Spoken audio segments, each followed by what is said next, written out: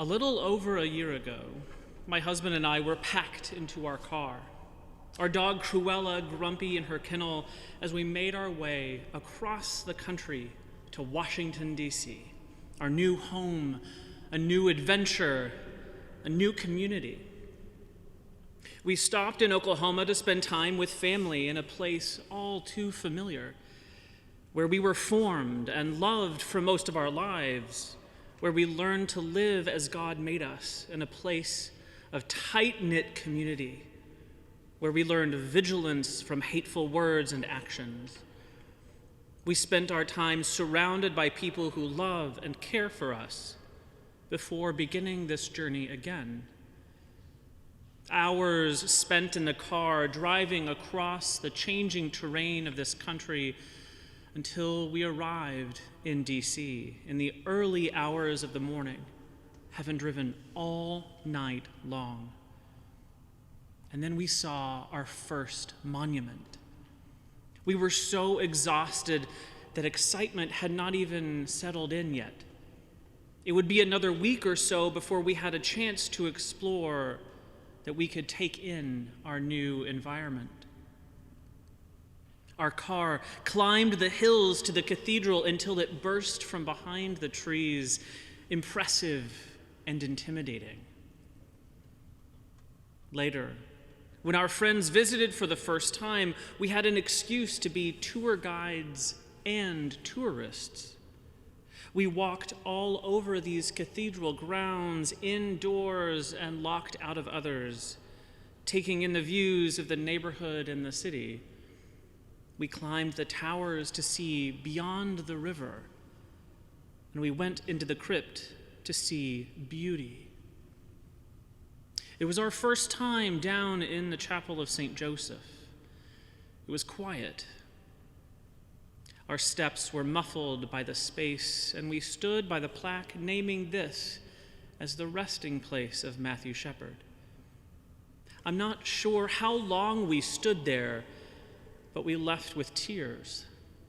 We had journeyed across the country, across this city, from what is familiar to something entirely new. We journeyed to a literal mountaintop and found solace and comfort. I lift my eyes to the hills. From where is my help to come? We look for help in all the right and all the wrong places. Some are mountaintop places and others in the quietness of the valley. We look for help from the powers of this world that promise help and only harm. We look for help from institutions that preach inclusion and offer only exclusion. We look for help in people who claim peace and only desire division. And we look for help in those we believe we can trust, who only care about themselves and their own image. We go back again and again to these places and people and institutions that harm. We seek some kind of assurance that harm will happen no more, that the tragedy of death and destruction that happened to Matt would not ever happen again. Yet here we are, in this place, on this day, for we know how we are comforted. We know that we have strength, and we know from whence our help comes. It is both this evening and a time and season of preparation, a preparation when the whole church prepares to welcome the Christ child at Christmas, a time filled with hope and joy and love, a time when loneliness and grief hit us wave after wave and despair can seem to sink in. We know that our help comes from the maker of all things. This season will end in the birth of hope and love and peace. This season will usher us into a new way of life as love comes down at Christmas. And yet these days are short and the nights are long. The nights where it seems that dawn may never come, but the sun still rises. It envelops us with light and urges us to reach out. The moon in the nighttime reflects the sun's rays.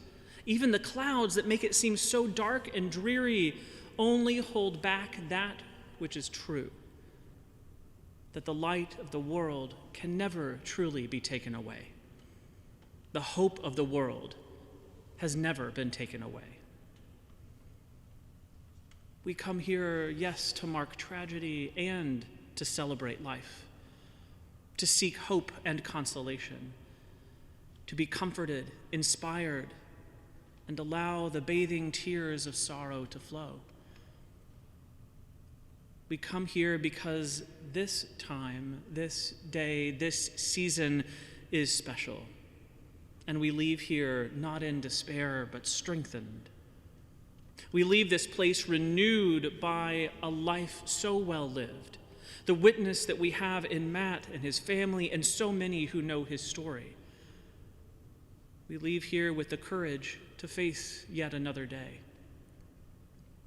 We know that the sun rises. We know that the end of this season of preparation ends with hope and joy. And we know that the darkness still perseveres. It darkens the skies of the world with evil and hatred, with fingers pointed in shame and blame, especially at our trans and queer siblings, seeking to destroy members of the community, ripping apart relationships and demonizing those who already experience unthinkable torment. Our help comes from that which is unending. Our hope comes from Christ, who draws all to himself, who will never leave us, and who will raise us up with him on the last day, and who calls each and every one of us beloved. Love does indeed win. Hope wins. Peace will win.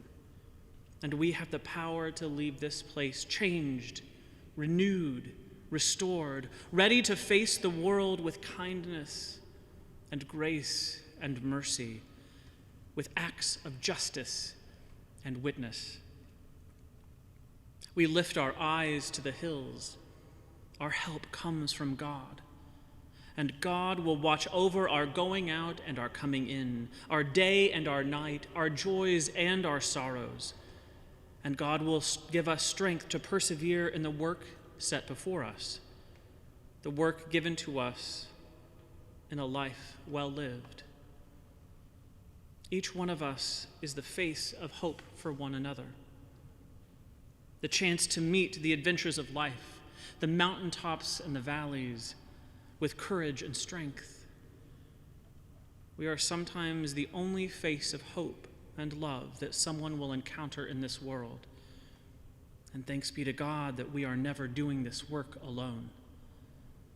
For we know that our help comes from the Lord, from this time forth and forevermore. Amen.